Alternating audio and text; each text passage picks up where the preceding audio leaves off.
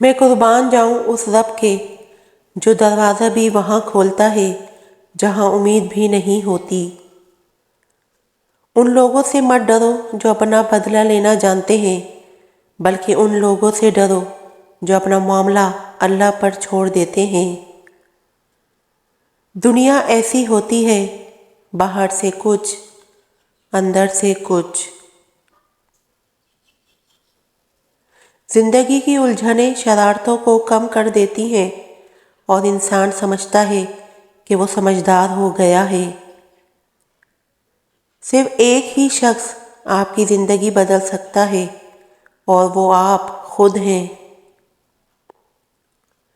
یوں ہی نہیں ہوتی ہاتھ کی لکیروں کے آگے انگلیاں، رب نے بھی قسمت سے پہلے محنت لکھی ہے۔ مرد کے لیے عورت بڑی عجیب چیز ہے، مل جائے تو نظر نہیں آتی، نہ ملے تو اس کے سوا کچھ نظر نہیں آتا۔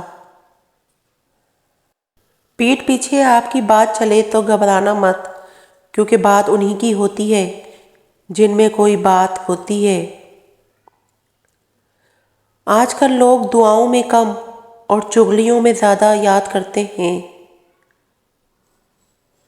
اگر کوئی شخص اپنی ساری برائیوں پر قابو پانا چاہتا ہے تو وہ سچ بولنا شروع کر دے۔ مخلص شخص ہمیشہ تنہا رہ جاتا ہے، اس لیے نہیں کہ کوئی اس کا ساتھ نہیں دیتا، بلکہ اس لیے کہ اس کا ضمیر اجازت نہیں دیتا کہ وہ منافق اور بے ایمان لوگوں کے ساتھ تعلق رکھے۔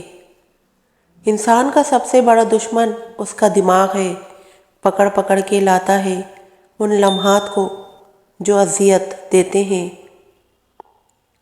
عبادت اور محبت میں سچی خوشی تب ملتی ہے جب دل منافقت سے پاک ہو۔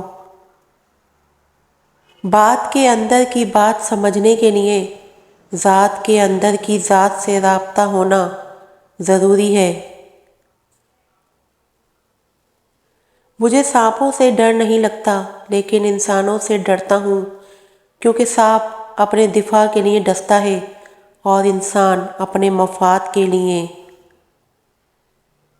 سخت سے سخت الفاظ بولتے وقت ہمیں یہ یاد نہیں رہتا کہ سننے والے کو یہ الفاظ کب تک یاد رہیں گے۔ مانگتے وقت اللہ سے زیادہ کیفیت پر توجہ دو، کیونکہ تم جس رب کو پکار رہے ہو وہ تو بے زبانوں کی بھی سنتا ہے۔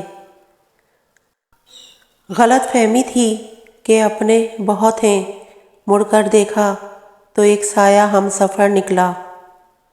پاک ہے میرا رب جو دلوں کا حال جانتا ہے، مگر پھر بھی دنیا کے سامنے تمہیں رسوا نہیں کرتا۔ کریم اتنا ہے کہ نیکی کے ارادے پر ثواب دیتا ہے، مگر گناہ کرنے کے بعد توبہ کی توفیق دے کر پھر اسے ثواب میں بدل دیتا ہے۔